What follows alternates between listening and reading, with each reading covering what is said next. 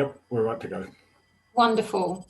This is the ordinary meeting of the Council on the 23rd of February 2021, held via remote technology. I now hand you over to our Chief Executive Officer, Dr. Rosemary Dillon. Thank you, Storm. Good evening, councillors, staff and Blue Mountains community. Welcome to this ordinary meeting of Blue Mountains City Council. This meeting is being recorded and will be live streamed. An audio file and a link to a live stream is available from the Council's website.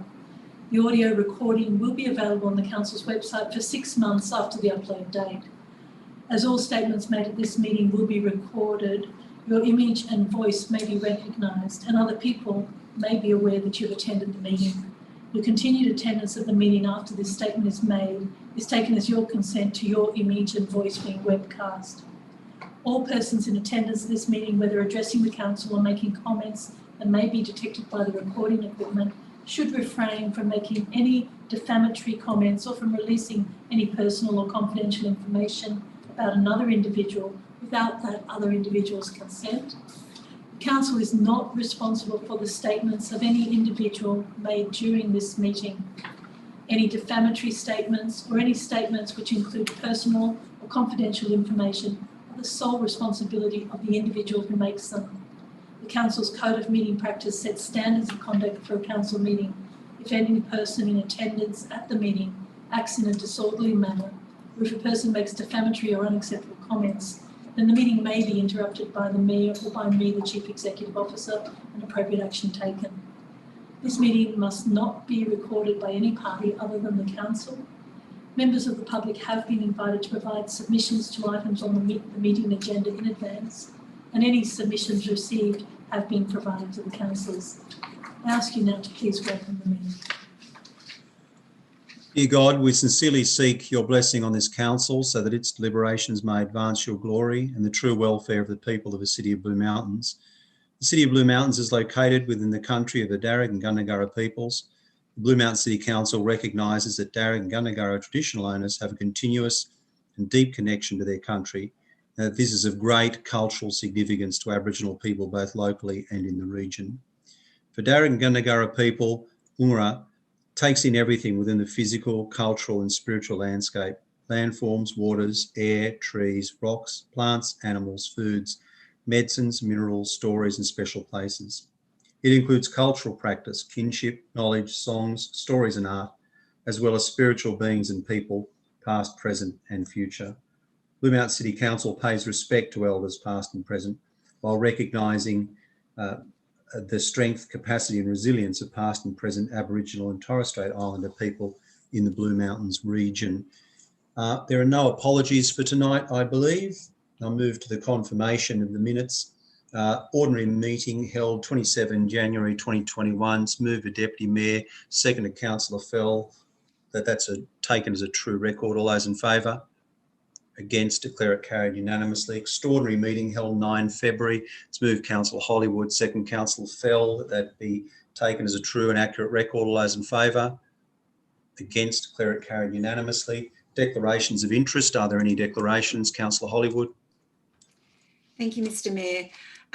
This is a general declaration rather than to any specific item, but I wanted to announce at this point to councillors that I have been appointed as one of 2 Local Government New South Wales representatives to the National Parks and Wildlife Advisory Council. And whilst that is an appointment of Local Government New South Wales, and we're a member as a peak organisation, much of what we do here in the Blue Mountains and my work with my fellow councillors does relate to the intersection between the local government area and national parks. So I just really wanted to let people know that I have been appointed. I applied 2 years ago and Councillor Hollywood, I might just take that as a general declaration rather than going to the history of the appointment. We might do something publicly on that. Thank you. And I'm sure you'll manage any issues that arise in a proper way. On an ongoing basis, that's right. It's an honour to us too that you've been appointed. Congratulations. Any other declarations? My apologies, Councillor Hollywood, if I used your first name a moment ago too. I'm not sure if that's the case. All right, no other declarations. I'll move on to minutes by the Mayor. Minute number 1, standing in my name, relates to the use of 1080 poison. It's seconded Councillor Fernanda. Councillors, we don't actually use 1080 poison as a council, and this effectively seeks to formalise that non-use in the form of a ban. It does go on to encourage other agencies who use 1080 poison in the mountains to follow our lead. The motion goes on to note that we are developing a vertebrate pest management plan as an outcome of our LSPS, and that has a critical consideration within it around animal ethics and humaneness in the selection of appropriate control techniques. It's appropriate that that consideration is informed by this council expressing its view about 1080 now and that it shouldn't be used. I note that it isn't. As I say, it does go on to encourage other partner agencies, if they consider doing the same. They may or may not, but at least it expresses the will and the view of this council. Councillors, we do need to control pests. We need to protect wildlife, but in my opinion and my submission to you, 1080 poison is both cruel and indiscriminate. 1080 poison leads to a painful and cruel death for the animal that takes it. And the problem is it doesn't only take out pests. It can take out wildlife and domestic animals. The cruel nature of it, the indiscriminate nature of it, in my opinion, renders it an inappropriate form of control for so-called pests or pests in the Blue Mountains. We should vigorously and rigorously manage pests in the mountains, but in a way that's not cruel and not indiscriminate. And on that basis, I'll put this before you and invite the seconder to speak should she wish.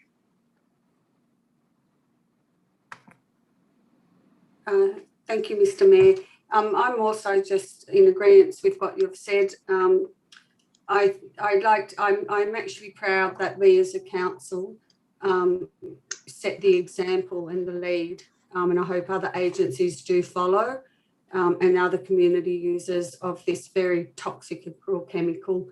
And I'm happy to know that we're a council that is opposed to using this as our pest management, and I think we should be held up as an example to other local government areas who do endorse the usage of this, because as you said, it's a very cruel way to rid of pests for the suffering of animals undiscriminately. Thank you.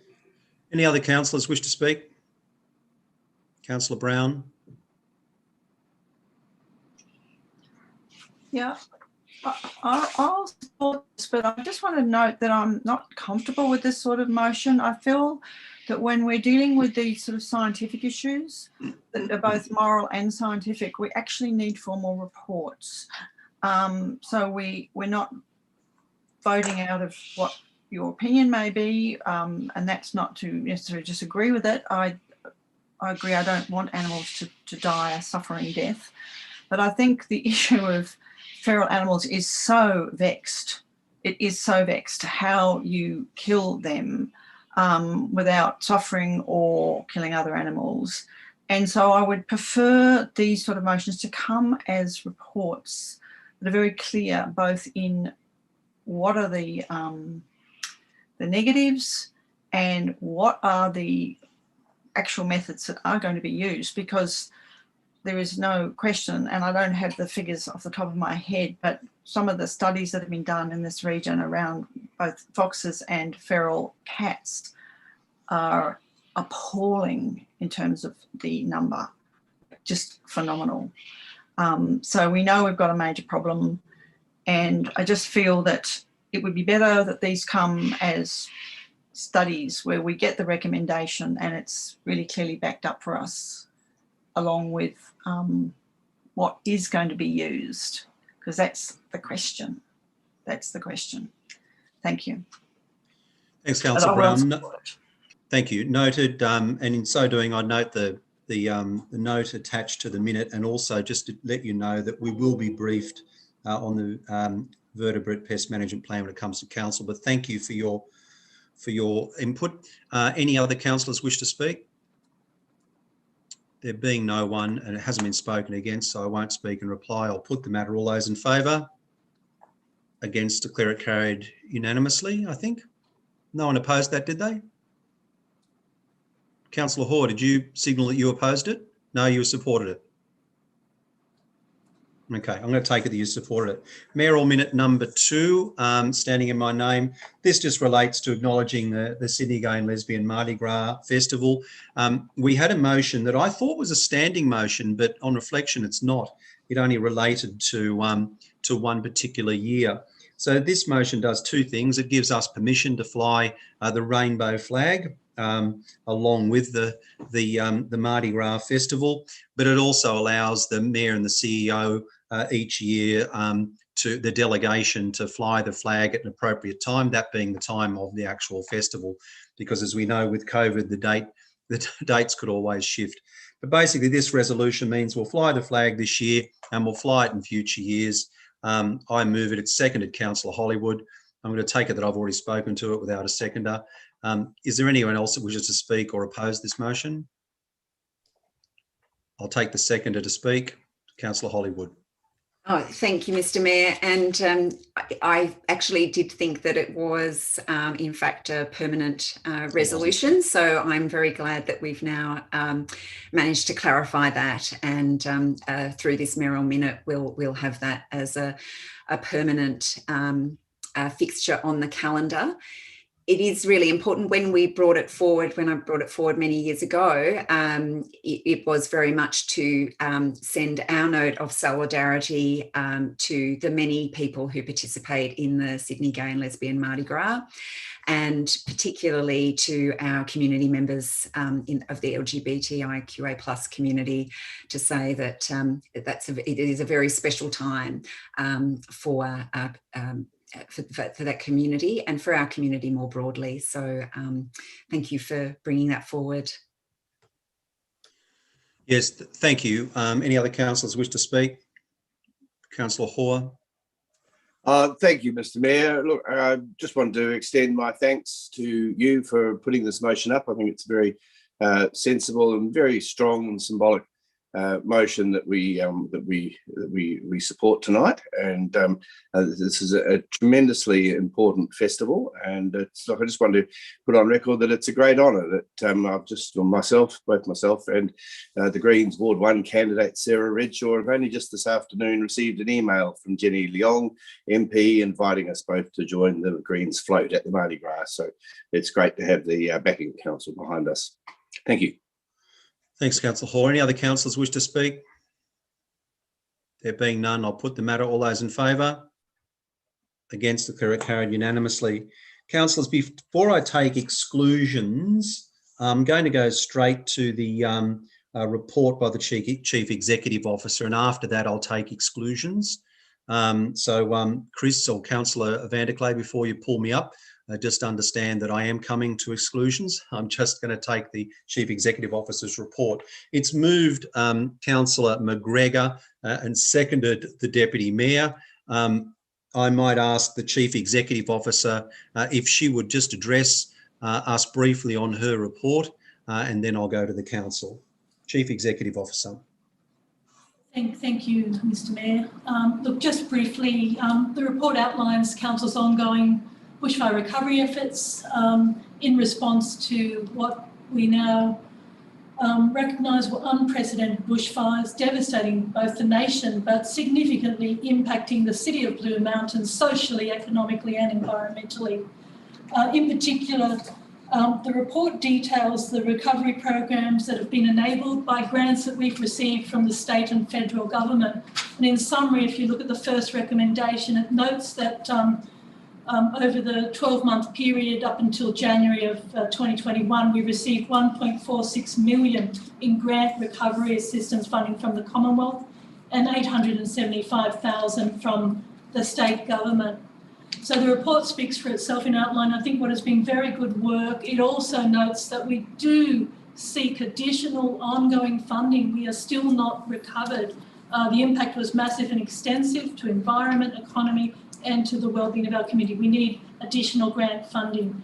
But I will make mention of the fact that significantly the report details that the council did apply for BLUR or Bushfire Local Economic Recovery funding stage 1, which was for fast track projects, and there was really no formal criteria released, but we were contacted by phone to say that possibly up to 270 million might be available from the Commonwealth and state governments, and were there any projects that we had shovel ready to go, ready to implement.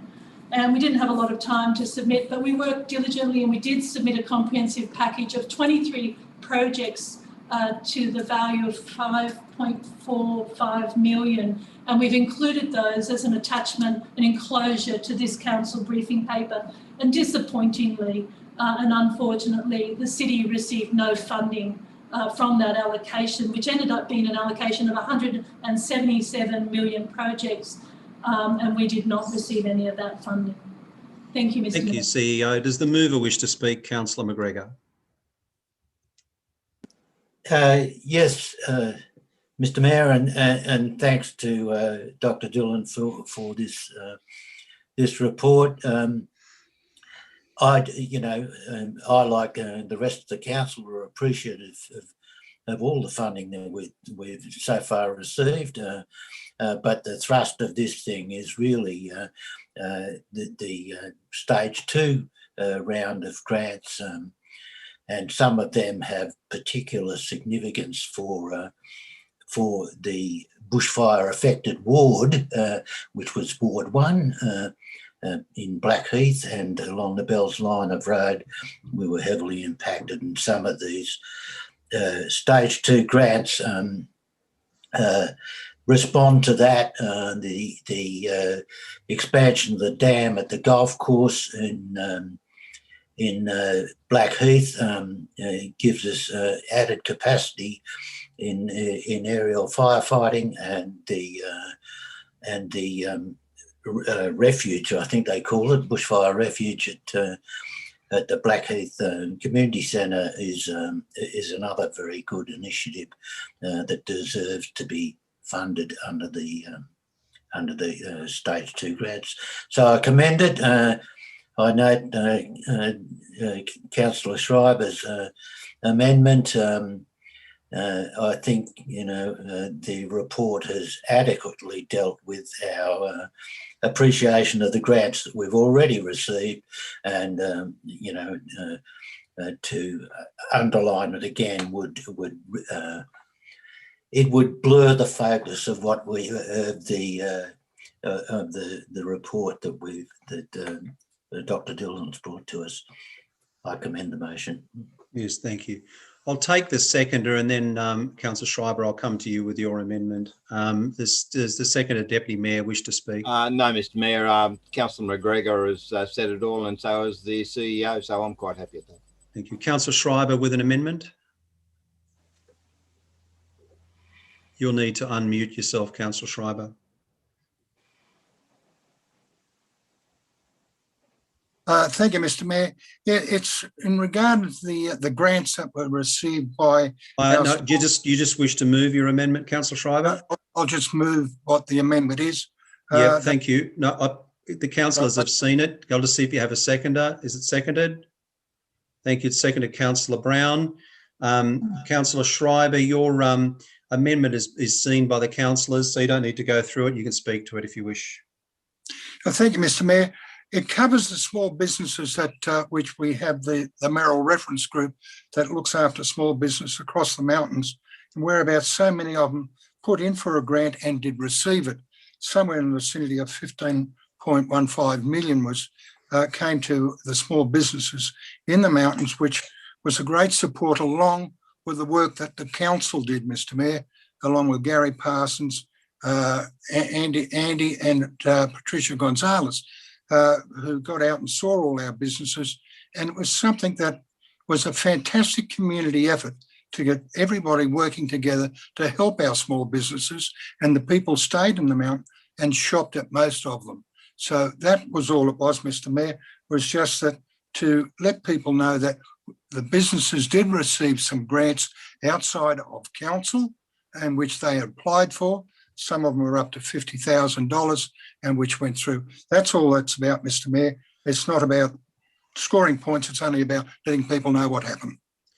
Does the seconder to the amendment wish to speak, Councillor Brown? And Councillor, before you speak, Councillor Brown, Councillor McGregor, if you could just go on mute, and Councillor Brown has the call. Yes, I mean, I agree with Councillor Schreiber. This was actually a very important piece of information that we got at the last mayoral business reference group. That a phenomenal number of businesses, nearly 1,300, got grants with about a 90% success rate on them.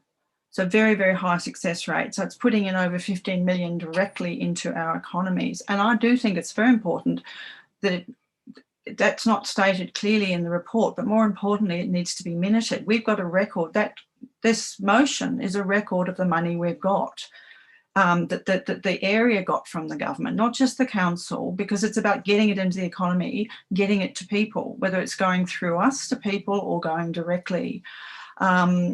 It doesn't have anything to do, obviously the issue of the 177 million doesn't change, and that process and the questionability of that process doesn't change. But this process, it seems the Blue Mountains did very well out of. There were very few rejections.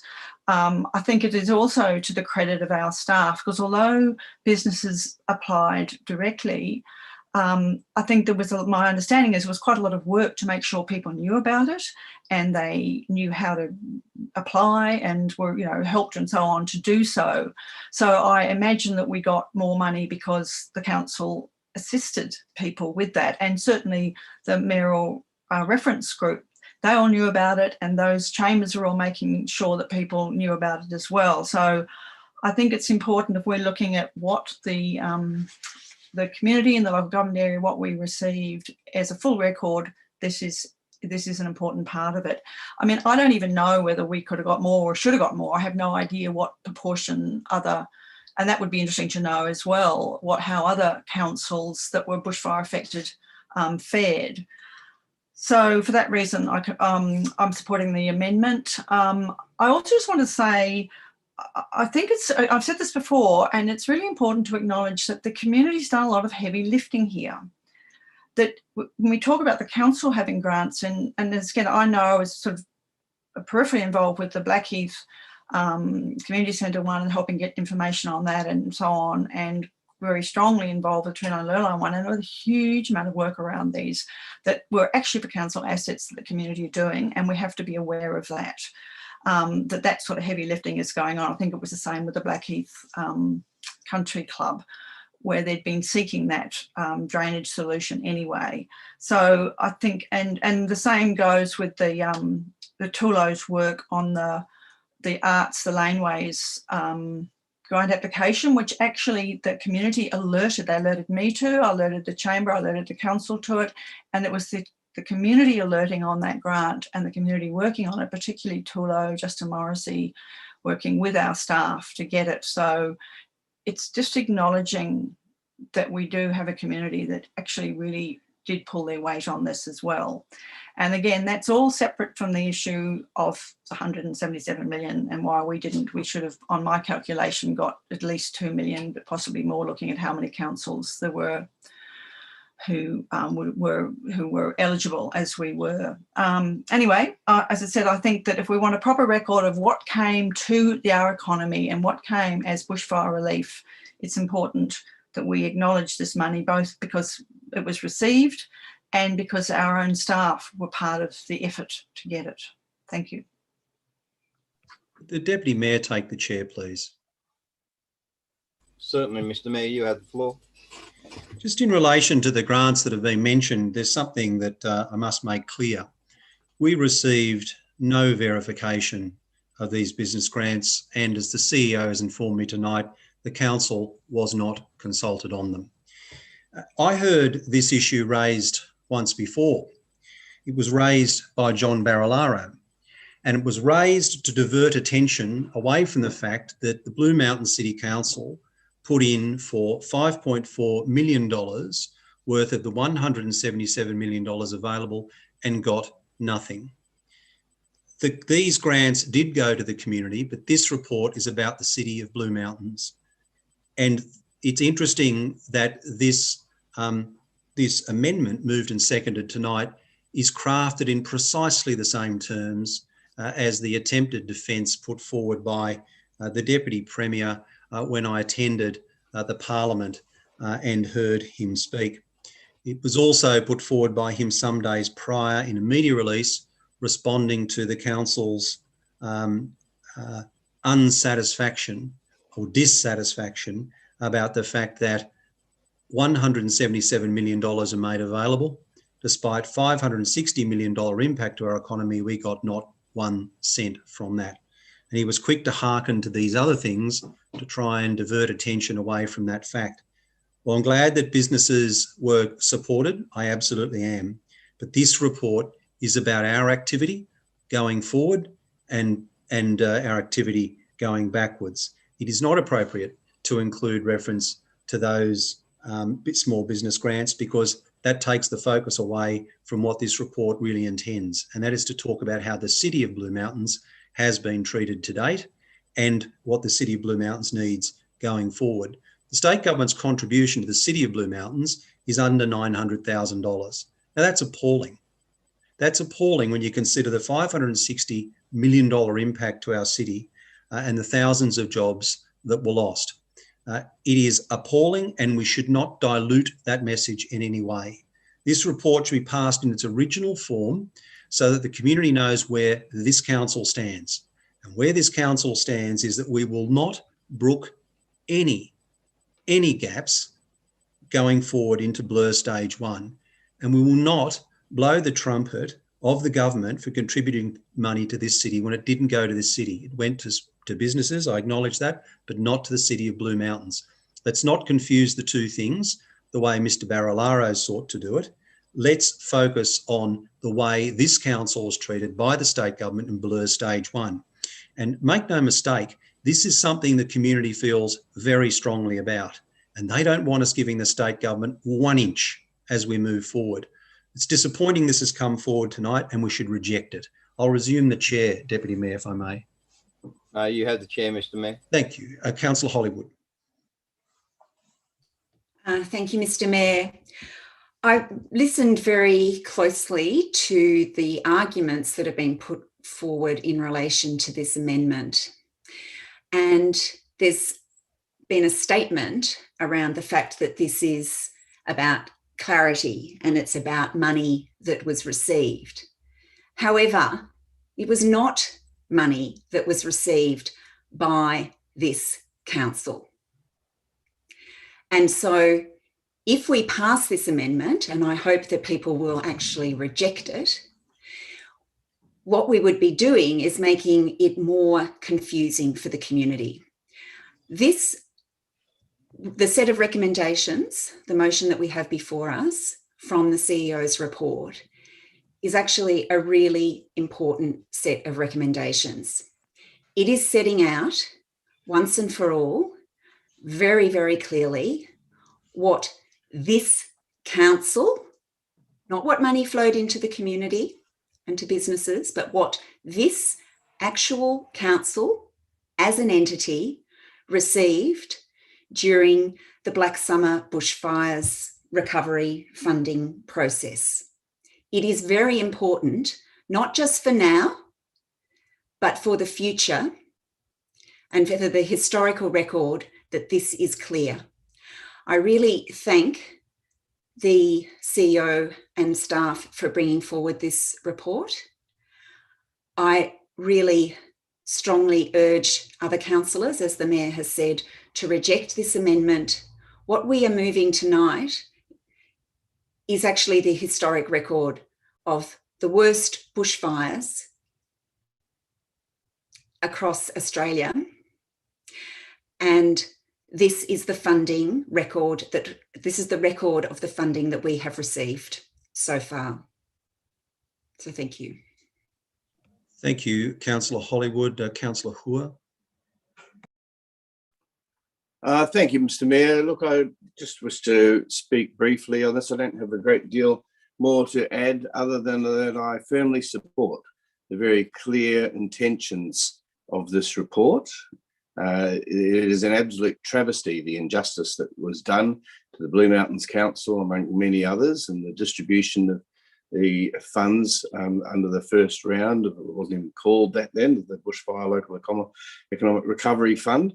And I wish to record again my thanks to David Shoebridge in the Upper House for his work in exposing the government, and to Michael West Media, of course, for exposing this travesty. And all I'll add further is 2 points. One, that I very much look forward to seeing what comes to light as a result of the call for papers that has been passed recently in the Upper House to shed some daylight on the funding allocation process. And I hope the community remembers next September which councillors stood where tonight on this issue. Thanks, Councillor Horan, for acknowledging my own small role as well. Any other councillors wish to speak? Of course. Any other councillors wish to speak? I want to ask a question. A question, Councillor Brown. I'd like to ask the General Manager through you. I understood from what the Mayor said that the General Manager or CEO was not aware or didn't have information on the grants to small businesses that were supplied by the staff to the reference group. So Thank you, Councillor Brown. That was the CEO's message to me while you were speaking, but the CEO. Thanks, Mr. Mayor. Look, no, we didn't have any information on who got what grants. Our staff did direct businesses to go to the small business website, but we never received any information on who got grants. But how did I get the information from your staff? Councillor Brown, how do we get the information? Councillor We got it from staff. Councillor Brown, excuse me. Thank you, CEO. Councillor Brown with a further question. Well, the question is, how did the staff have the information that I received? The information that Councillor Schreiber and I both received, we're the two councillors that got it, because we attend the mayoral business reference group, and the staff did a presentation with very precise figures of who got what. So how did that happen? The CEO. And you're saying you didn't know. Thanks, Councillor Brown. CEO. Thanks, Mr. Mayor. The staff knew because they got the information was provided by the Office of Small Business to them at a much later time, I think, for that meeting. What I'm saying is we weren't informed at the time that those businesses were getting the grant money. I was never informed. Councillor Brown, through the chair, you'd like a further question? Yes, I want to clarify the purpose of this report, because I took it as a report for us to understand what we had, what resources we had as a council, but as also a community, what resources our economy had. Thanks, Councillor Brown. Don't need to speak. You've asked your question. Well, I'm asking the General Manager if that is the purpose of the report, or whether it's the purpose now I'm understanding from the Mayor. CEO with the answer. The purpose of the report was to document the recovery efforts to date at the council, but also the grant funding the council had received to address and meet the priority needs of the City of Blue Mountains. So it wasn't about what individuals might have got, or individual people or businesses. It was about the relationship of the state government and federal government to City of Blue Mountains as an entity, noting our position to determine and help facilitate recovery and prioritise where funds needed to go. And in that sense, it was very disappointing the lack of liaison with us and the lack of support and funding. So it is a report. Councillor Brown with a further question through the Mayor. Okay, so are we able to have a report separately from this report on the money that's come through to the community, and actually a comparative study as well on the money that's come through to the community for bushfire recovery? Are we able to have that? Councillor Brown, that's something you can move if you wish. If you wish to move that, I'm sure Mr. Barilaro would be pleased for you to. So that'd be something you can move. Can I not have these sort of... Anything further? Any other councillors wish to speak? No other councillors wish to speak. Does the mover wish to speak and reply? The mover doesn't wish to speak and reply. I'll put the matter. All those in favour? Oh, firstly, sorry, my apologies. I'll put the amendment first. Mr Mayor, I'm sorry, I couldn't get off mute. You've already spoken, Councillor Schreiber. Okay, right, I was going to move it. Okay, right, sorry. First, I'll put Councillor Schreiber's amendment. All those in favour of the amendment, standing in the name of Schreiber and Brown. Councillors Christie, Schreiber and Brown. All those against? The rest. I'll now go to the motion, standing in the name of Councillor McGregor, seconded Councillor Vanderklay. All those in favour? I'll go through it. Councillor Schreiber, are you in favour or are you against? You're in favour. I'll declare it carried unanimously. Thank you, councillors. I'll now take extractions and I'll go around the room. First, Councillor Fell, are there any items you wish to pull out? Yes, thank you, Mr Mayor. I'd like to pull out items 5, 8 and 9. Yes, thank you. Councillor Fernanda, is there anything you wish to pull out? No. Councillor Christie? No. Councillor Fell, you can mute again. Councillor Miles? No. Councillor Brown? 3, 4 and 15. Thank you, Councillor Brown. You can mute now. Councillor Vanderklay? Item 11, thank you, Mr Mayor. Yes, thank you, Councillor Vanderklay. Councillor Schreiber? You'll need to go off mute, Councillor Schreiber. The letter from Senator Maurice Payne. So you wish to pull out the Precy item 18? Yes, thank you. Thank you. You can now mute Councillor Schreiber. Councillor Hoare? I am content, Mr Mayor. Then you will mute Councillor Hoare. Thank you. Of course. I don't wish to pull anything out. Have I missed any councillors? Councillor Bowling, do you wish to pull anything out? No, thank you, sir. Councillor McGregor? No. Thank you, Councillor McGregor. Have I missed any councillors? Councillor Vanderklay, I got. Councillor Hollywood, you're content? All right. All right. So Call 5 out. yes, 5 is out. Thank you.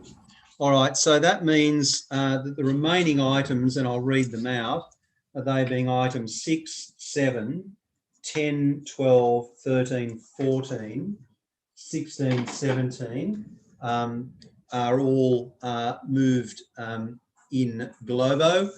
That's moved Councillor Vanderklay, seconded Councillor Hollywood. All those in favour? Against? Declare it carried unanimously. I'll now move to item number 3. Who pulled this out? Councillor Brown, do you wish to move something? No. Councillor Hollywood moves the item. Councillor Vanderklay seconds it. Councillor Brown, do you wish to speak or ask a question? Well, I do have some questions, yes. You can ask those questions through me if you would. Yes. I'm trying to understand, there's a lot of significant variations, which I'm struggling with. Just go directly to the questions if you would. The additional budget for the unexpected asbestos remediation at Henderson Road, so that was obviously quite major. Has been dealt with by reducing the resealing road program, is that right? Ms. Rysack, well, through the CEO, the relevant staff member. Yes, thanks, Mr Mayor. Ms Rysack? Through the CEO, yes, we've been able to find some savings in that program to be able to fund that additional expenditure. Thank you. Councillor Brown, how many questions do you have? Just so I Well, know. I think that's the problem, isn't it? That when I say what's the savings, does it mean some roads aren't going to be resealed? Like, well, how do we save that amount of money? Right. Councillor Brown, before I take that question, can you get an idea of how many you've got? Okay, maybe just give me 2 more after that. Okay, so we'll take that question through Ms. Rysack. Does that mean certain roads don't get resealed? Through the CEO, I should say. Through the CEO, That doesn't mean a reduction in the number of roads being sealed. It's lower prices, and we're still going to be delivering the program that we originally intended. Next question, Councillor Brown. This was one that I know we should have discussed and we didn't. The additional budget for workers' compensation adjustment, which is quite major, is that an ongoing or a one-off? That's Is over that- one, am I right? It's over 1.4 million? Yes, relating to a number of things, including someone impacted by the period of the Yeah, it's relating to Yes. asbestos, I understand. That's what I mean. well, It's I another- think it's more relating to perhaps some other things, but I might just take Ms. Ryzak. Is that a one-off or is it ongoing? That's a one-off. Thank you. Next question, Councillor Brown. My next question is, in future, are we able to have the actual 6-month delivery program sort of review before we have a briefing and we have a proper interactive? That's the question. Can we actually reorganise the way we receive this? CEO and I will take that on board and come back to Councillor. Sounds a good idea to me. Thank you, Councillor Brown. Any other questions? Councillor Brown, you can mute now on this matter. If not, there's one item before us. I'll put it. All those in favour? Against, declare it carried unanimously. Thank you. Item number 4, who pulled that out? Councillor Brown, do you wish to move something? Yes, I will move the motion. It's moved Councillor Brown, seconded Councillor van der Clay. Councillor Brown, the question. I am struck by how little information this motion has in it. Is this And a I question, Councillor Brown? Sorry, no, I don't have a question. I just wanted to speak to it. Okay, please proceed. Okay. So what I'm noting is that, oh, yes, I do have one question first. Stop the clock. Councillor Brown with a question. Sorry. Can the CEO explain to me how we are spending $500,000 and yet, which is ratepayers' money, obviously, for an enforceable undertaking instead of facing prosecution? How can the economic impact be nil? There's a clear payment here. We have to spend we are spending $500,000. The CEO. Through you, Mr. Mayor, we do consider it value for money, spending that. It's giving very important results for our city in the long term and in the medium and short. And also, so we saw it as positive and we don't see it having an adverse economic impact. Thank you. Councillor Brown to speak. There's one more question. My understanding was actually that the enforceable undertaking was to the value of about $250,000. So is the extra $250,000, is that related to the 4801 getting the Australian Standard accreditation? Is that where that extra money is being spent? The CEO. Through you, Mr. Mayor, I don't think so. I'd have to take that on notice. Taken on notice. Councillor Brown, you may wish to speak. Yes, I will speak to this. We'll recommence the clock. Okay. I mean, I'm supporting this because I supported it in the first place, that the council, I think, was actually facing 8 potential prosecutions that we understood we were not going to be found innocent of, relating to not having an asbestos register, not having asbestos management plan, not having staff trained who might be working with asbestos, and not having a process for them knowing to stop work and analyse any potential ACM. That was in relation to the Lawson depot. That information's not here, but that's what it was about. So I supported that because I did think it was better for us to do something rather than end up paying fines and big legal costs, that we pay what I understood was to be the equivalent of the likely fines. And I did understand that we were already started on the 4801, which I had moved. We do several years earlier. That's the standard, the gold standard accreditation, and that we are also doing that as part of this. So all of this is good. I think it would have been, I still feel it's a bit strange not to acknowledge that we are paying something here, and it is, I suppose, a punishment. It's certainly good that we're doing something positive. It's not only for our own community, of course, we're actually paying to produce toolkits for it's part of the way that enforcement undertaking works. You have to do something good for the community, good for your own workforce, and good for the local government industry. So we are covering all three. I support it. It is an expense, but it was a better expense than ending up in court and ending up with being successfully prosecuted. And I also commend the fact that we now do have, I think we're developing a very skilled workforce around not just asbestos management, but hazard management. And I also think that the communication, the public community education is incredibly important, because in my own work, I notice all the time people's confusion around hazard management in their domestic waste and in their sort of workings and so on. So I think that many of the problems that say arose at Katoomba Tip came not just out of people being bad, but actually about people not understanding about management of both asbestos and hazardous waste. So I feel that is a particularly beneficial campaign, and probably something that we might see as a long-term process, trying to keep people up to date and educated about what's available and how to handle and what is hazardous waste, actually understanding what is hazardous waste. Thank you. Anyone else wish to speak? Might ask the Deputy Mayor to take the chair. Yes, Mr. Mayor, you can take the chair. Thanks, Deputy Mayor, and I endorse the views put forward by Councillor Brown there. I think that there are some really good initiatives arising from this, and those initiatives will be to the benefit of the community. Of course, the Ombudsman's report certainly puts a very different light on what has happened, and it might be worth noting that. But before I do, can I just be clear?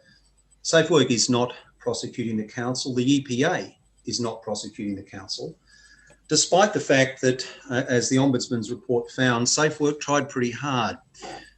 We had a range of notices which were found to be either unlawful or inappropriate, and SafeWork New South Wales was ordered to apologise, which they did, to the City of Blue Mountains and to our community, and they were also asked to pay recompense. So it's just important, and I'm sure it was inadvertent. I'm sure it was inadvertent, but I think it's important that when we do speak about this, that we do mention the Ombudsman's report, because it is rather significant.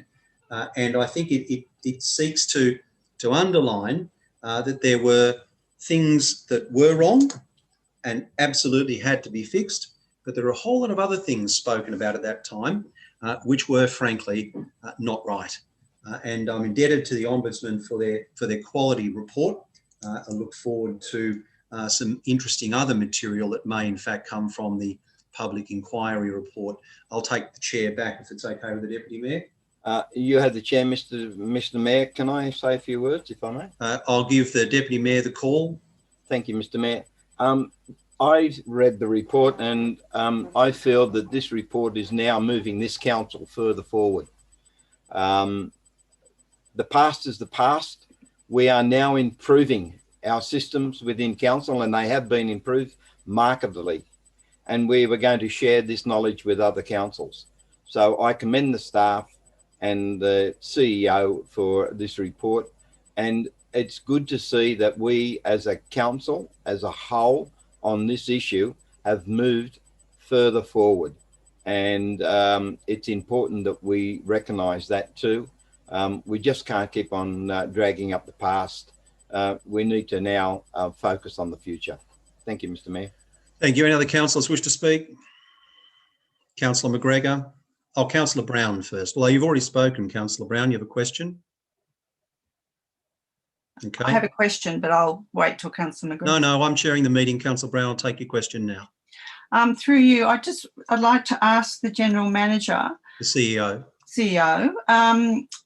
the Ombudsman's complaint went in around early 2018. We were advised repeatedly by yourself, and we approved the enforceable undertaking, accepting that and accepting the cost. And it is a cost. The question being? And I want to clarify why we were advised, if there's any suggestion that in fact we did have an asbestos management plan, we did have a asbestos. No one suggested that, Councillor Brown. What's the question? I'm asking why we were advised that we should go with the enforceable undertaking, which was the option to avoid being prosecuted. Why we were advised for that if in fact it wasn't likely that we were going to be successfully prosecuted. I don't think anyone said it wasn't likely. A CEO? Through you, Mr. Mayor. I think that all came before the Ombudsman report came out, but at any rate, we were happy to work cooperatively with SafeWork. It wasn't in the interest of the city to have a prosecution, even though those prosecutions proposed were at the very lower end of any prosecution regime under the various legislation that applied to it. So they weren't of any significance. They were very minor prosecutions they were planning to do, but it wasn't, we felt it was more constructive to go forward with the enforceable undertaking. Thanks, CEO. Councillor McGregor. No, I've got another question, a follow-up question. Yes, Councillor Brown. So are we now suggesting that the not having an asbestos register, not having an asbestos management plan for the Lawson Depot and stockpile site, not having staff likely to be encountering asbestos trained and handling and controlling it, and not having a regime in place so that when there was likely ACM, it was tested. Question, please, Councillor Brown. Brown. Are we suggesting those were minor? I don't think that's what the CEO said. She said that was the level of prosecution. So I'll answer the question by saying that's not what the CEO said. Councillor McGregor has the call.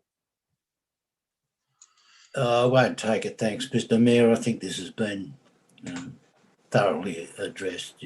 Yeah, thank you. Anyone else wish to speak? No? All right, one matter before us. I'll put it. All those in favour? Against, declare it carried unanimously. Thank you. Councillor Fell, item number 5, you wish to pull it out and move it. It's moved, Councillor Fell, seconded Councillor Hollywood. All those in favour, against, declare it carried. We now need to elect delegates. Councillor Fell, do you have a nomination? Mr. Mayor, I had an amendment. I was moving it and I had an amendment. I'll take the amendment. What's the amendment you wish to move? The amendment. Because Councillor Hollywood, you'd understand to move an amendment that needs to be a motion. There now is one. What do you wish to move? It's been circulated. It's replacing point 2 with a very simple motion that we call on local government to have a seat on the National Cabinet. We have a resolution on that from August 2020. Mover happy to take that on board? Yes, mover's happy to take that on board. So as a seconder, that's taken on board. Councillor Fell, do you have any nominations to put to us? I believe Councillor Hollywood has the nominations. Councillor Hollywood, do you have any nominations? Yes, I do. I would like to nominate Mick Fell as the voting delegate. Councillor Fell. Councillor Fell. Councillor Fell, sorry. Mm-hmm. Yep. And then for observers to the conference, I would like to nominate Councillor Don McGregor, Councillor Chris van der Klee, the Deputy Mayor, and Councillor Brent Hoare. Councillor Hoare. All the councillors accept those nominations, I take it? Wonderful. Is there any opposition? There isn't, so I'll put it. All those in favour? Against, declare it carried unanimously. Thank you very much. That takes us to item number 8. Who pulled this out? Bullaburra to Linden Floodplain Risk Management Study. Councillor Hollywood, you wish to move something? Yes, I'll move the recommendations as it's seconded. Councillor van der Klee. Councillor Hollywood. Thank you. I would like to commend this report to the council. I have been the chair of the committee that has been overseeing the development of this risk management study and plan. And in moving the motion, I would actually like to thank the community members who participated through the process, which are John Hughes and from the SES, And also I note Andrew Philippa, who was part of the SES, who actually passed away a couple of years ago, but was also active on this committee. And also members of the Blue Mountains Conservation Society, Bob Cantwell, and also Lachlan Garland, who also sadly has passed away. So I really commend this report to you. There has been extensive community consultation. It's been well supported by the community. But I also note that there are a number of areas that are identified in the report that could have public works and infrastructure to improve the way in which flood mitigation takes place. And so I hope that council will continue to pursue funding opportunities and also look at this study and the learnings out of this study with the drainage management plans that are also being developed under the lead of Gary Parsons and his team. So. Thank you, Councillor Hollywood. Appreciate that very much. Does a seconder wish to speak? Councillor Hollywood, you can mute. Thank you very much. Councillor van der Clay, do you wish to speak? No. Anyone else wish to speak? There's one matter before us. I'll put it all those in favour. Against, declare it carried unanimously. I'll ask the Deputy Mayor to take the chair so that I may move item 9. So I have a right, Mr. Mayor, you're moving item 9. Yes, thank you, Mr. Deputy Mayor. I move item 9. You'll notice that there is a slightly different set of words for item 9 that's been circulated, and that's simply that we seek to do the fence in the current calendar year. Note before you move on, Mr. Mayor, do we have a seconder? It's Councillor Bowling has seconded the motion. So, Mr. Mayor, you have the floor. Yes, and in speaking of this, I do want to acknowledge the support of both Councillor Bowling and Councillor Christie. Look, the dog off leash area was put in place, gosh, it must have been 10 years ago now. It was always in the plan of management that we would have a fence around it. There's a huge level of community support for that fence to go in. I'd like to see it go in this year as a parting gift to the term. I don't need to say any more. I thank the staff very much for taking on board my notice of motion about this matter previously and for the work they've done since. Thank you, Mr. Mayor. Does the seconder wish to say anything? No, it's fine. Thank you. And Councillor Christie, does he wish to say anything? Right, with that, Mr. Mayor, I'll put the motion. All in favour? I declare it carried unanimously. Mr. Mayor, you have the chair again. Yes, and I'm indebted to Councillor Fell for remembering to pull this out when I was in the chair earlier. Councillor Fell, I'm in your debt. All right, item number 11, who pulled this out? I didn't. Councillor van der Clay, you move it, and yes. It's seconded Councillor Fell. No, Councillor McGregor, I beg your pardon? Yes. Councillor van der Clay has the floor. Thank you, Mr. Mayor. This is a very a summary of the recommendations from the Independent Bushfire Inquiry. I just wanted to take the opportunity to report to the people of the Blue Mountains that the Bushfire Management Committee is very well on track. Council works very closely with the Bushfire Management Committee and the RFS, National Parks, SES, all the agencies, and there is a cooperation with all these agencies to a point now that since the bushfires, we've got now the Rural Fire Service is working closely with the SES on a lot of issues relating to bushfires and flooding. And also that Fire and Rescue are now doing a lot of training with Rural Fire Service members. So it's very cooperative, and we are putting in plans for the budget for the next 10 years for our infrastructure for the Rural Fire Service, and keeping our fire trails up and so forth. I can report that we've got over 35 neighbourhood safer places, one of the local government areas with the most in the state of New South Wales. So it's working extremely well, good relationships with all the agencies, and I just want to thank the staff for bringing this summary together. We are working closely to get all of these recommendations put to bed. Thank you, Mr. Mayor. Thank you. Does the seconder, Councillor McGregor, wish to speak? Yes, Mr. Mayor, first of all, I'd like to thank Councillor Vanderclay for his work on the Bushfire Management Committee. It's been his dedication and his commitment to it has been outstanding. Absolutely. And also, I'd commend the summary to anybody interested in what council does in the bushfire area and how it works with the RFS and other combat agencies.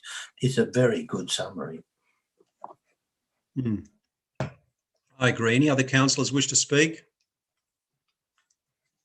There being none, there's one matter before us. I'll put it. All those in favour? Against, declare it carried unanimously. Thank you. That brings us to item number 15. Who pulled this out? Councillor Brown, do you wish to move something? I'll move it, but I've got some questions. Okay, it's moved Councillor Brown, seconded Councillor McGregor. Councillor Brown with some questions. I just wanted to understand what is with this DA change of use. Does that get publicly exhibited? How does that process go? To the CEO. Yes, thanks, Mr. Mayor. I'll direct the question to Ms. Barrett. Ms. Barrett. Through you, CEO.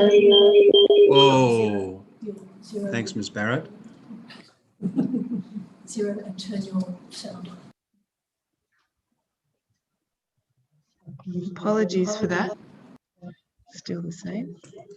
Ms. Barrett, you might turn your microphone off and speak from this wherever the CEO is speaking, I think.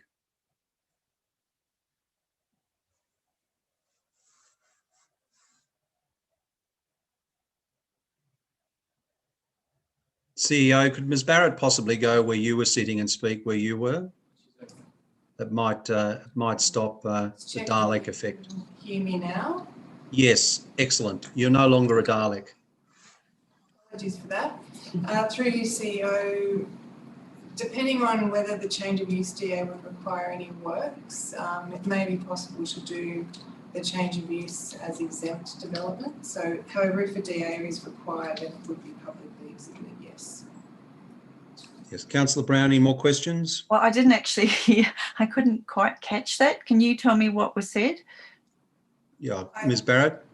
If a DA is required, it would be publicly exhibited, yes.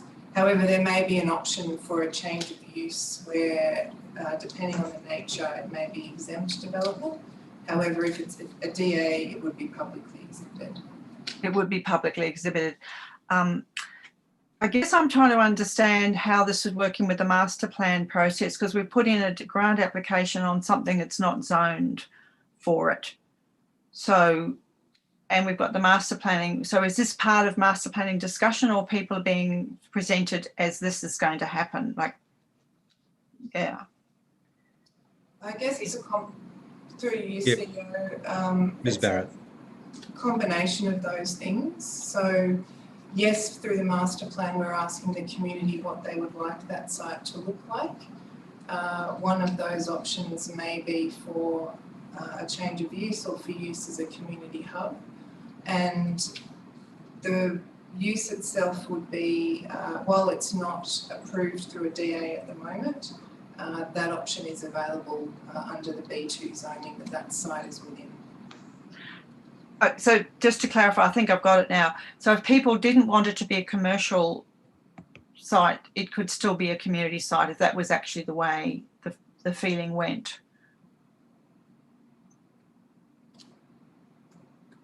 Through you, CEO, the application for a development would allow people to make comment on that. Okay. Thank you. Thank you. Yes, thank you. Anything further? There's one matter before us. There's no opposition. I'll put it. All those in favour? Against, declare it carried unanimously. Just to note that on adjournment, Councillor Christie will have a series of questions to ask about item number 10. If he's unsatisfied with the answers to those questions, he may seek to recommit item 10, but he'll He will do that at the next council meeting, but he will ask some questions, and you never know, he may in fact be satisfied. We'll see. So Councillor Christie, on adjournment, I'll take you. Just remind me if I forget. I have a matter of urgency standing in the name of the Deputy Mayor about the Mobile Black Spot Program Round 58 Mount Tomah. I do declare that that matter is urgent. It's moved the Deputy Mayor, seconded Councillor McGregor. The Deputy Mayor has the call. Thank you, Mr. Mayor. This is a very important issue. I have had a request from the Rural Fire Service to put this. We've got a black spot at Mount Tomah, and Telstra seems to be dragging their feet, and they're asking for council support to get a communications tower put down there. And the Rural Fire Services had offered their station, and council is supportive of that, or the staff are. And so I'm asking my colleagues here at council to support this, to try to get this so we can get better communications when we have an emergency in Mount Tomah. Thank you. That's basically it. Yes, thank you. Second, wish to speak? Just to add, apart from having considerable community benefit in that area that was so hard hit by the Black Summer fires, it will bring a small amount of revenue into council. Thank you very much. Anyone else wish to speak? Don't see any hands. So Councillor Schreiber, I see you there. Don't worry, I haven't forgotten item 18. I'll be dealing with it after urgency motions. It comes at the end. That's fine, Mr. Mayor. No, I support what the Deputy Mayor has put in as a matter of urgency, because we need proper coverage through to Mount Wilson, Mount Urban, and we need to try and look at trying to get a repeater through to Mount Urban as well from that area. So I think what the Deputy Mayor's put in can only be supported by everybody for the area to make sure we've got proper communication in those areas, as what we missed out on having in the summer fires, and just recently with the sad loss of those people doing the caving there as well. To try and get communication in there was near impossible, Mr. Mayor. So this is the way forward. Thank you, Councillor Schreiber. Appreciate that. No, thank you. Mayor, And thank you. May I ask through you, yes, whether the staff can, I hadn't thought of the repeater, that what Councillor Schreiber just mentioned, that may be in part of the discussions that that might want to pursue also. CEO, can you commit on the record staff will raise a repeater issue as well? Yes. Thank you, yes. Mr. Mayor. For the record, the CEO so commits. Councillor Schreiber, if you could go on mute. Thank you. Any other councillors wish to speak on this matter? One matter before us. I'll put it all those in favour. Against, declare it carried unanimously. Executive Officer, I have another urgency motion, I believe, staying in the name of Councillor Hua. Is that the only other one I've got? You've got one for me as well. Have I? Excellent. There's three in total. Okay, we'll take Councillor Brown's next, because I think looking at my notes, it came in before Councillor Hua's, which seems to have come in quite late. Councillor Brown, do you want to take us, just read out your motion for us and then I'll rule on it? Well, it's, okay, I'll just... just read it into the public record if you would. Oh, okay. That the council notes that the remnants and enclosure of a Eucalyptus aureates, popularly believed since the late 1800s to have been marked by Blackstone, Lawson and Wentworth in 1813, has been removed by the RMS, Transport for New South Wales, for safety reasons. The main structure is in storage in two pieces along with the blocks from the enclosure.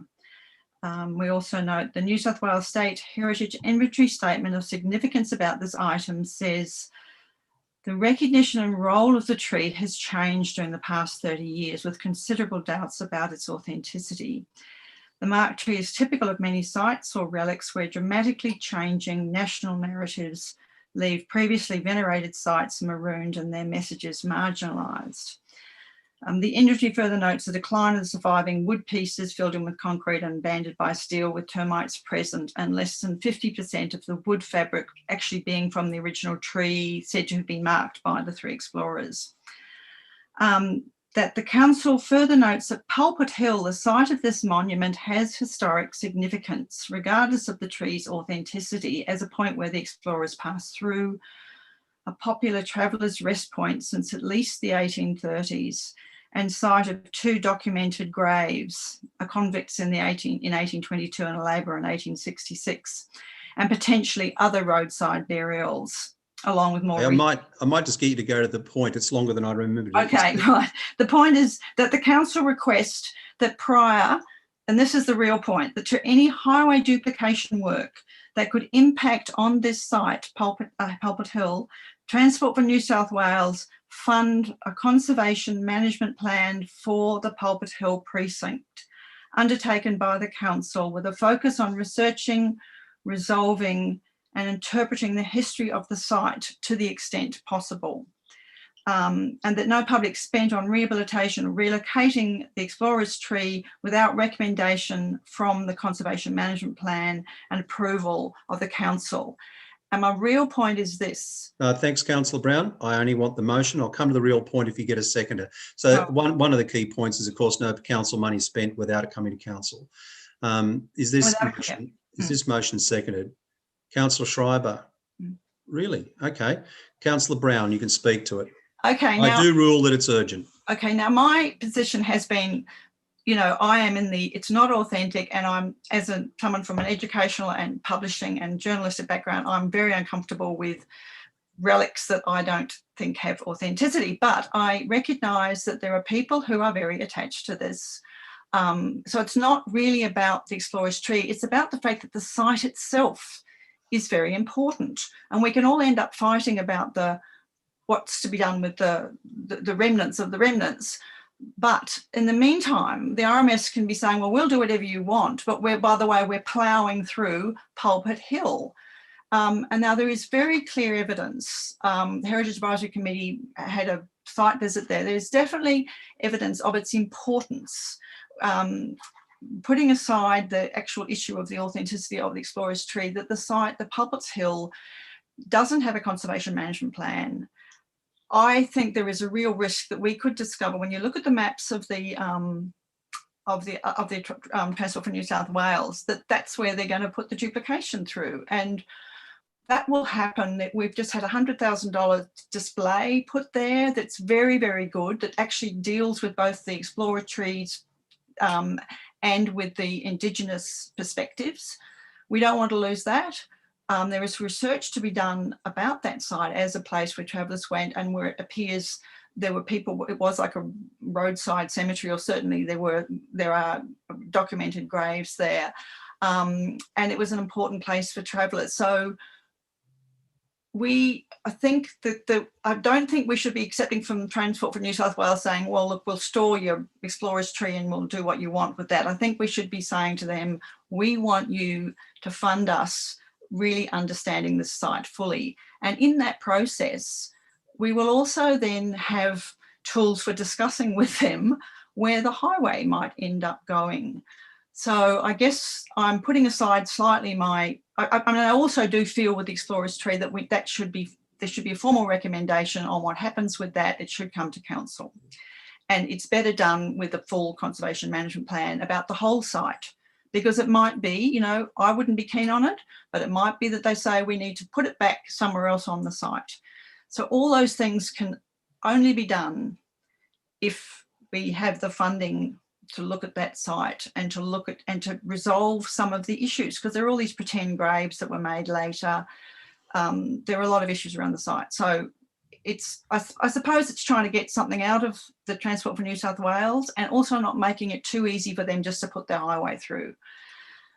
So that's the purpose of this. Thank you. Motion. As a seconder wish to speak?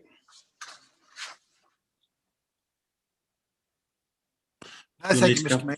No, I'm unsurprised by that. Councillor Hollywood, you might go on mute, Councillor Schreiber. Councillor Hollywood, Councillor Brown, if you go on mute. Thanks, Mr. Mayor. The first thing I wanted to say was I'm a bit confused about this motion and why it's been brought forward as an urgency motion. And I seem to remember that the councillor who's brought this forward at the beginning of the meeting suggested that motions need to have a report coming before them. And if you read this amendment, this urgency motion very carefully, right at the end, it says that no public money will be spent on this. Now, I'm not actually sure that we can make that kind of a commitment at this point in time without being fully briefed by the officers.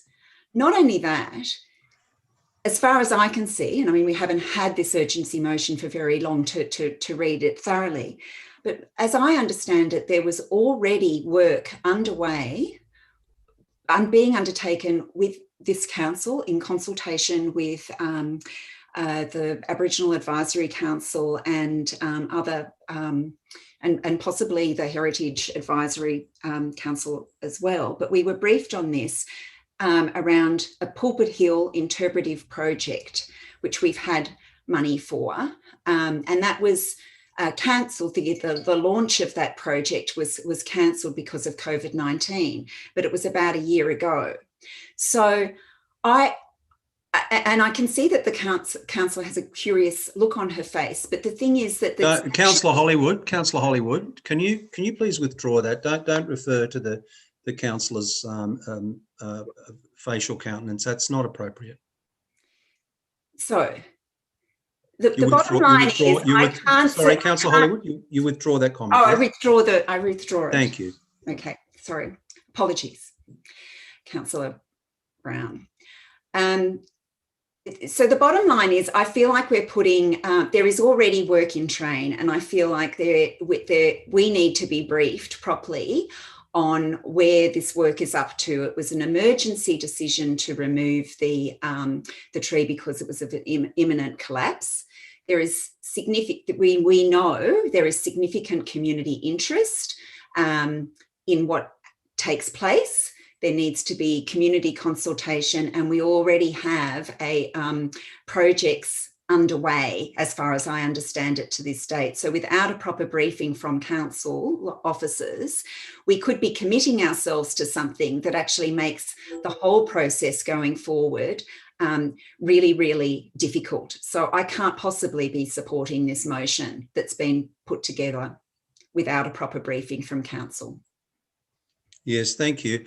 Any other councillors wish to speak? Councillor Vanderklay, then Councillor McGregor. Thank you, Mr. Mayor. And I'm going to ask a couple of questions, if I may. We'll start with your questions, Deputy Mayor. You, Mr. Mayor, to the CEO or the relevant staff member. My understanding is normally of Transport New South Wales processes are when they go through an area like that where there is heritage significance, that they have to do a heritage study. That is the normal part of the process, and an EIS for that particular area. I thought that was the normal process. And they have been informed that there is a heritage precinct there, so they need to do a whole lot of other things. Can I get that answered, please? Yes, thank you. I was about to pull you up. Long question, but okay, you got away with it. Through the CEO. Through you, Mr. Mayor. Yes, Councillor Vanderklay, because they were emergency works for safety reasons, those normal studies weren't done. That said, both Gary and both our Director of Economy, Place and Infrastructure and our Acting Director of Environment and Planning Services have been actively working with Transport for New South Wales, and most recently working on an interpretation strategy and conservation management strategy. So I might pass over to Ms. Barrett, Acting Director of Environment and Planning, to just give us an update on that work. Through you, CEO, that's right. So since the removal of the tree on the weekend, we've been working with Transport for New South Wales on the way forward. The two elements that we've been discussing so far relate to an interpretation strategy. There is a conservation management strategy that exists for Pulpit Hill that can be updated and extended, I suppose, to a conservation management plan, and that's something that is currently being discussed with Transport for New South Wales. the purpose of the interpretation strategy is to look at some of the matters that have been raised tonight around how the tree would be interpreted, where it would be located, and that specifically relates also to the existing interpretation area that Councillor Hollywood was referring to in terms of the signage that's there now and the story that that tells. So we're in the early stages of discussion with that, with Transport for New South Wales, and we can commit to briefing councillors once that's been firmed up a bit more. All right, thank you. Any other questions? Councillor Schreiber, a question? Yes, thank you, Mr. Mayor. Question through you to the CEO. I believe there was some funding from the state government regarding Pulpit Hill for work to be done in that area. I can't remember what it exactly was or how much funding, but I know there was funding from the state government through Mr. Mallard for work to be done in that area. I'm sure the CEO would know that and would be able to explain that one. CEO. Through you, Mr. Mayor. Yes, the council did receive a heritage grant, I believe, to the value of approximately $100,000 from Heritage New South Wales, and that money, I believe, has been expended. Thank you. Anything further? Councillor McGregor, you wish to speak? Yes, Councillor McGregor has the call. Thanks, Mr. Mayor. I just cut to the chase on this one. My problem with it is limits what the community might want to happen to whatever remnants of the tree are left, and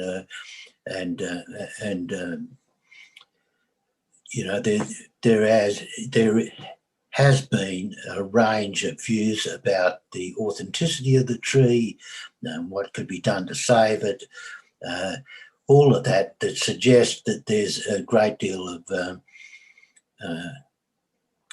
feeling about the significance of the tree, and I wouldn't like to limit the options available for us to,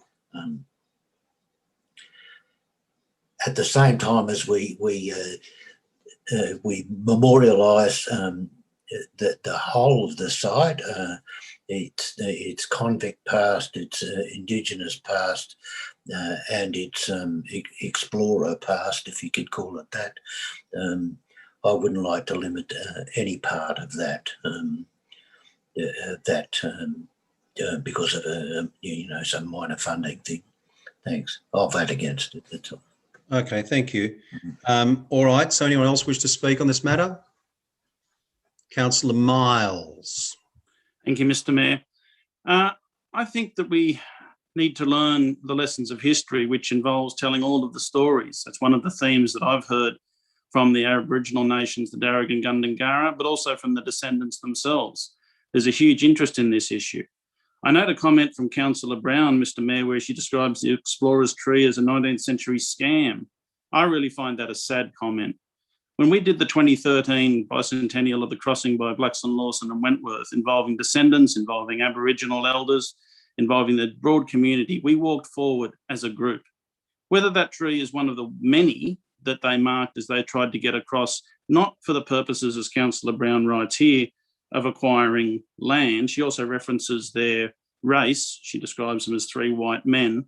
I think the fact of their exploration and the purposes of it is more relevant than their race. And again, I see that as being divisive, unnecessarily so. It's not part of the story. They weren't there for the purposes of race. They were there for the purposes of finding out whether there was any arable land that could supply the colony of Sydney. And if there was not, the future was very grim indeed. And it was an arduous trek, and they did indeed find that there was sufficient land that the colony could survive. We have the nation of Australia as a direct result. Anyone can argue about whether that was good, bad, or indifferent. But let's not forget that you get to argue that point because of this great nation, because of the history, and because we have free speech, among many other things. And I could wax lyrical, I note the time. I'm just going to say that when I look at the explorer's tree, I don't see what Councillor Brown sees. I see a remnant that we should protect, and I thank the RMS primarily for the issue of Transport for New South Wales, particularly for the issue of highway safety, which took predominance.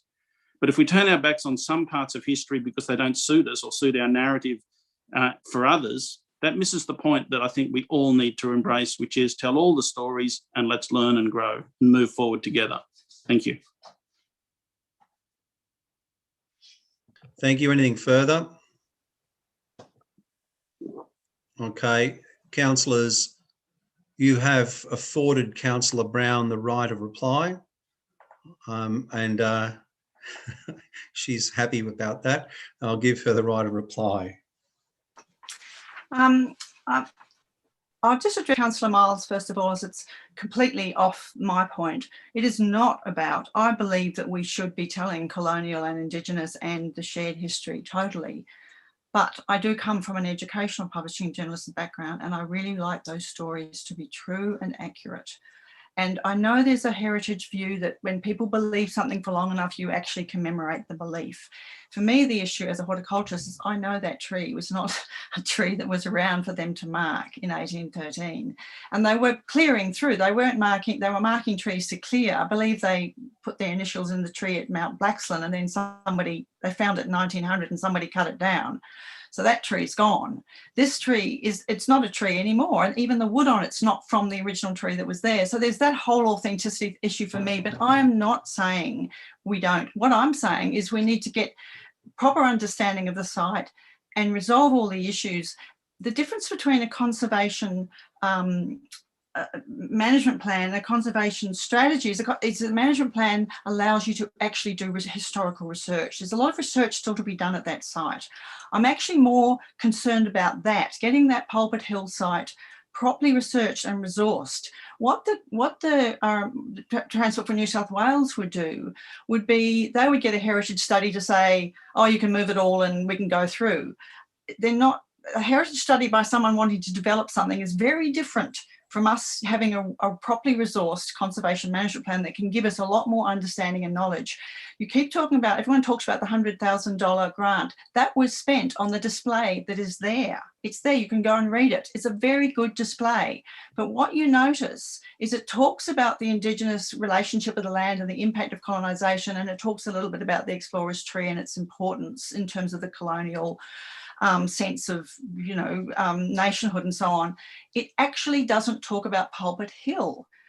It doesn't talk about, and that's what I'm talking about. We don't have that research yet done. There is a lot more to be done. And this is a chance to actually be pushing for some resources from Transport for New South Wales.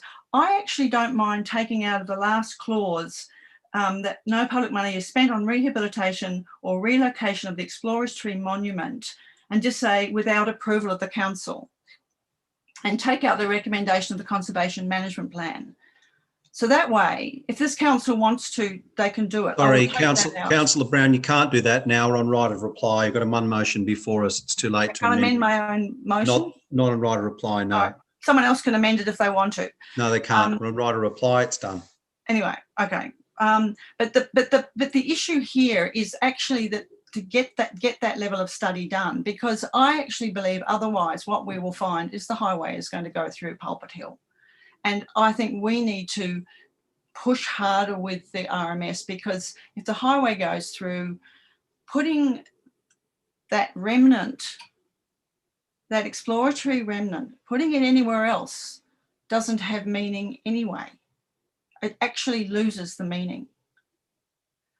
So that's why this is our chance to actually say to them, we want this resource, we want to do this work, that site is important. When Councillor Miles talks about, it's not about wiping out history, it's about actually starting to gather real history, we've become so obsessed with the trees, so much of our history, so many of the Indigenous stories, so many stories, and so many other colonial heritage sites haven't been attended to. So that's what concerns me too, is it's like we're getting distorted by this. And for me, it was like, let's just try and do it in a formal way, and let's actually try and use the resources of Transport for New South Wales that we don't have to do more research than we would normally have. Because I know every time we meet with the Heritage Advisory Committee, the issues are always how little money is available to do anything. So much research is not done.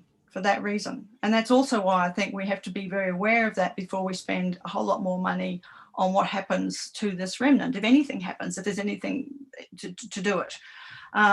So all I'm saying is I feel like I'm putting a warning out there, and we'll just see where this goes with Transport for New South Wales. But I think if we don't ask for more, they will just do a heritage study. It will be their version. It won't resource us. Thank you.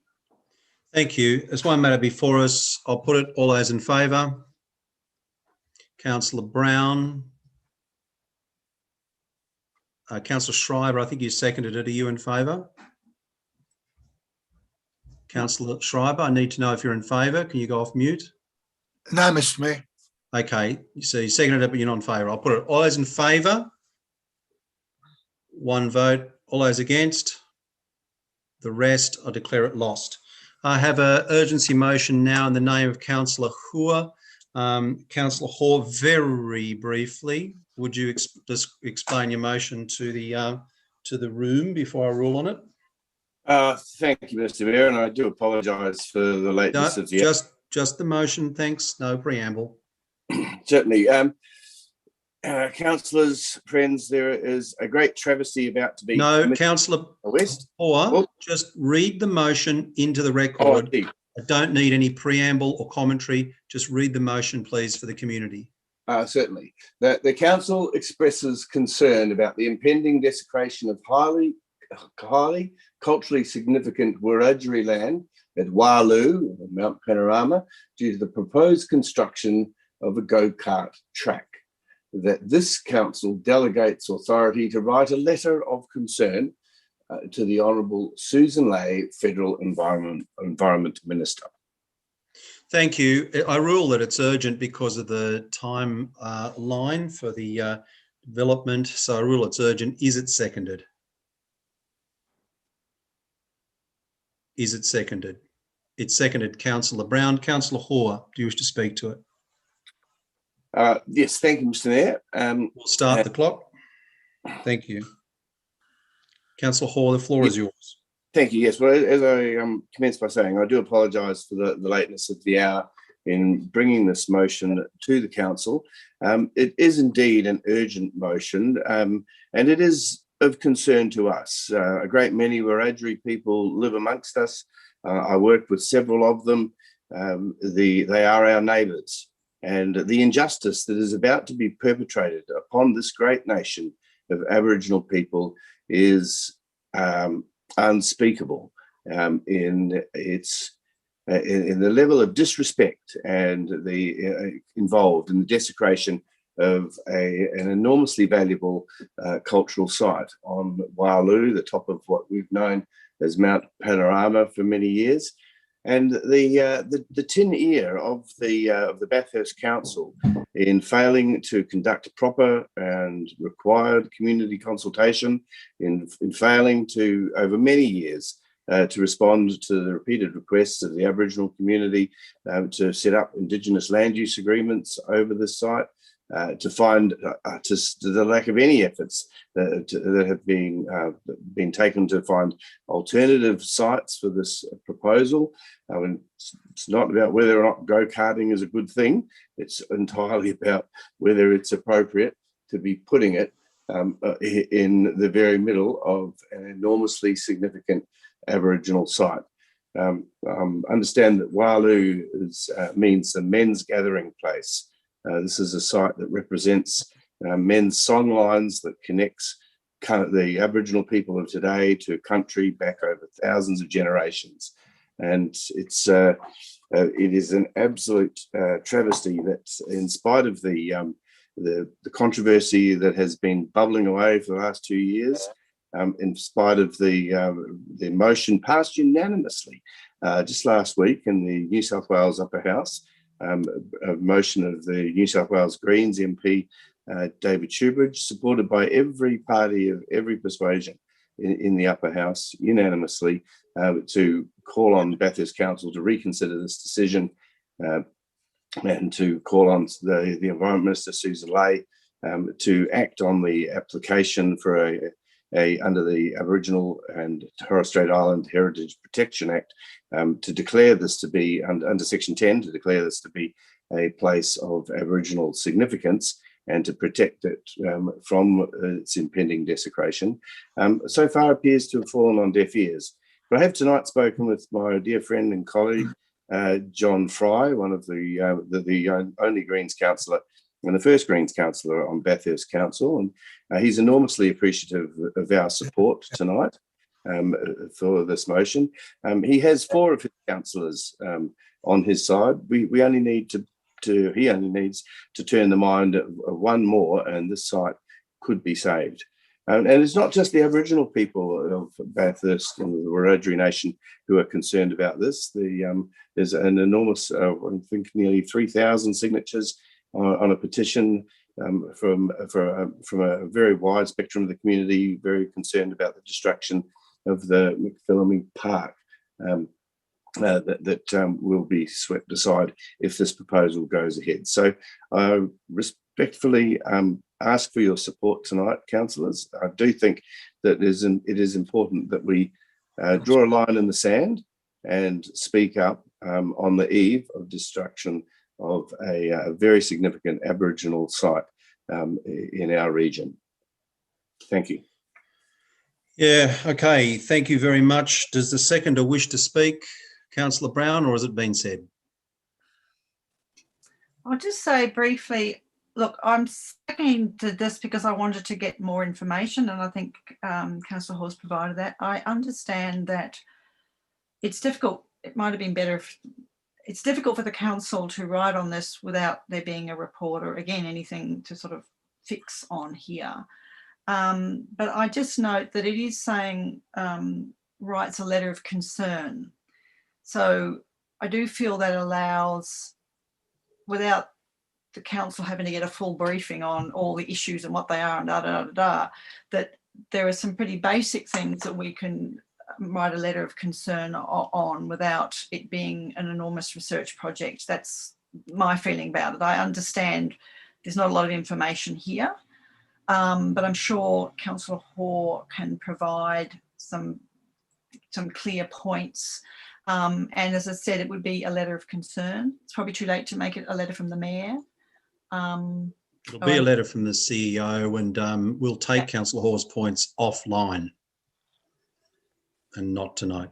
Yes, yeah, absolutely. I'm not suggesting it, but what I'm saying is I think there would be enough to write a letter of concern without us all having to get to a full position, it's still being supportive of the general principle. So I feel that even though it's late and there's not a lot here, I'm sure Councillor Hall could give enough to make it a suitably informed letter. And I do think it enters very much the issues that we would have. Very similar things here, if, go-kart track at Pulpit Hill or, the gully or something. I mean, these things have to be done. We know that. You can't just plough in anymore. So I think we should support it.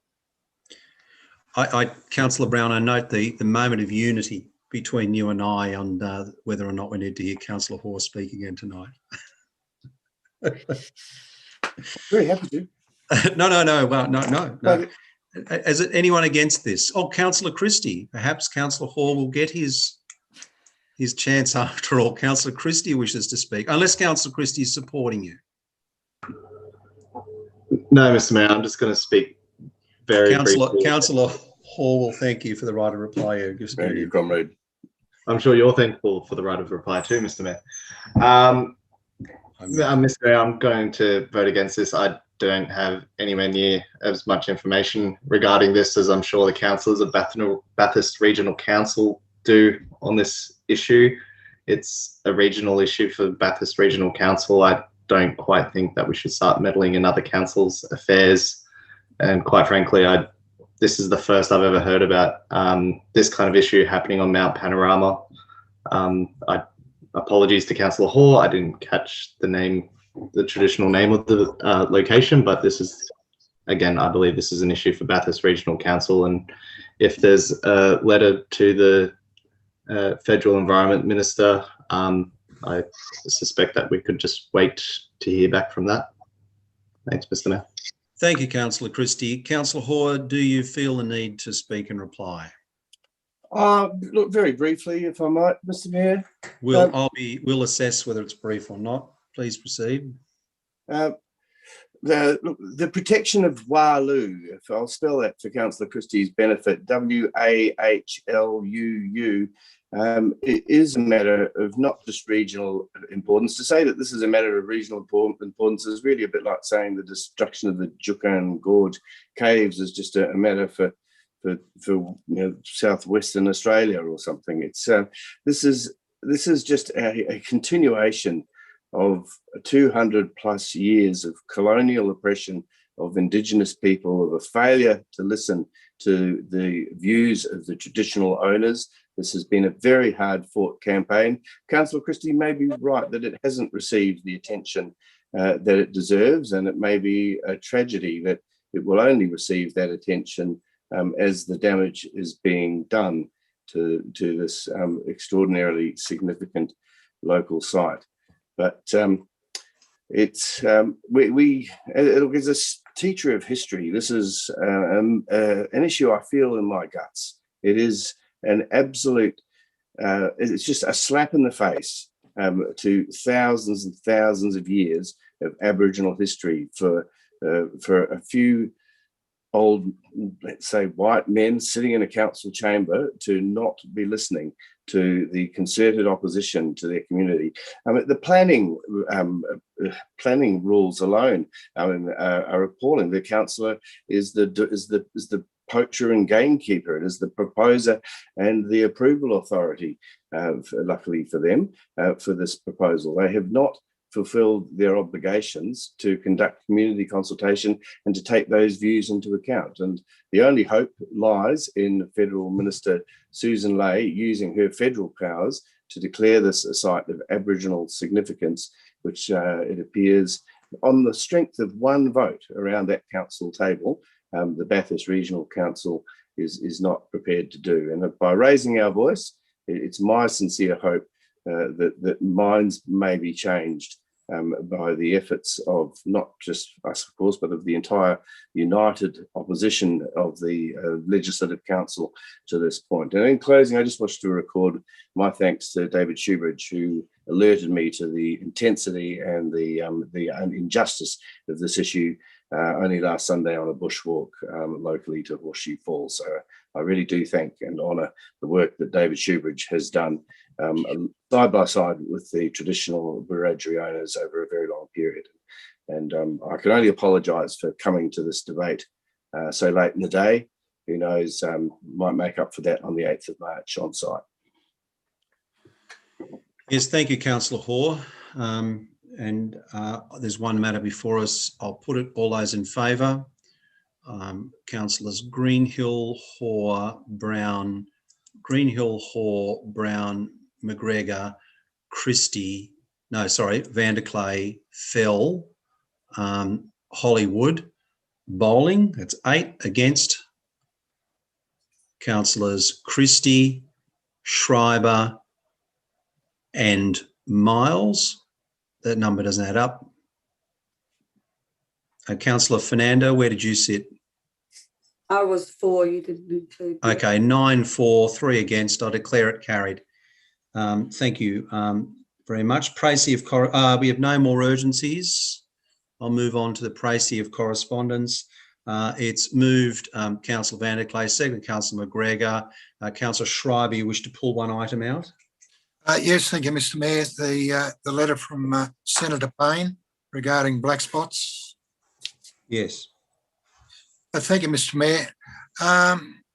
Regarding her letter, the federal government has committed funding for round 5A of the mobile black spot program. There will be a second round program, round 6, which is the welcome news.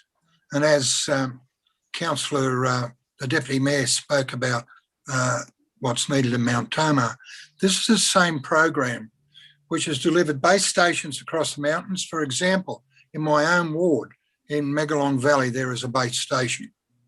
We know the issues with the program. Telecommunication companies who receive funding under the program face real challenges. to deliver base stations, in part because of the area and issues obtaining landowner consent. Senator Payne has written to the council and asking for support about this and about like what is happening in the Lithgow area, whereabouts the residents there and an advocacy for the residents and community organisations in the Coimbra Valley to secure funding from the government for a base station. We have a valuable opportunity here to engage with several providers like Telstra and Optus to secure funding yet again from the mountains from the federal government. We need these base stations badly, as we saw what happened in the Black Fires, and especially around Mount Urban, Mount Wilson, and out down the Bells Line of Road. So, Mr. Mayor, I just wanted to bring it out and support the letter from the Minister so that we could try and see if we can get the funding and get Telstra and Optus to help secure the funding. And especially as the Deputy Mayor spoke about, there is some land, I believe, at Mount Toma that Telstra had, and they hadn't done anything with it. So it's a matter of back to that, Mr. Mayor. And I thank you for allowing me to speak to the letter.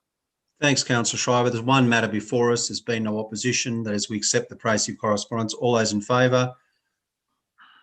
Against? I declare it carried unanimously.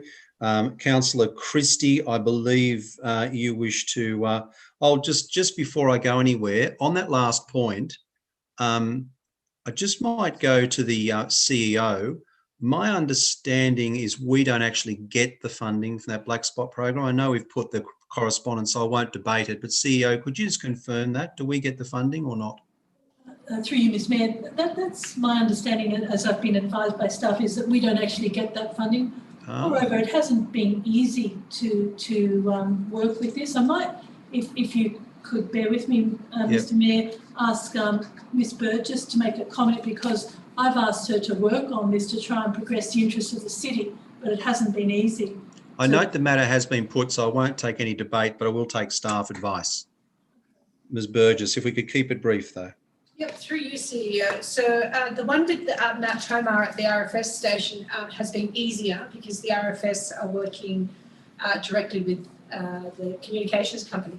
The issue is the funding goes to the communications companies and not to councils. Also, you'll note on this letter that this is the same letter that went out to communication companies, suggesting that local governments could also provide financial and in-kind contributions to this. So this may cost council, but it's about trying to contact those communications companies to get them to apply for funding for us. It's quite a complicated way to go about it, but we're trying. Thanks, Ms. Burgess. And I thought the CEO said Ms. Birch, and I thought, who is Ms. Birch? But if I'd known as Ms. Burgess, I wouldn't have said, could we keep it brief? I'd have let you go on as long as you wanted. Ms. Burgess, thank you.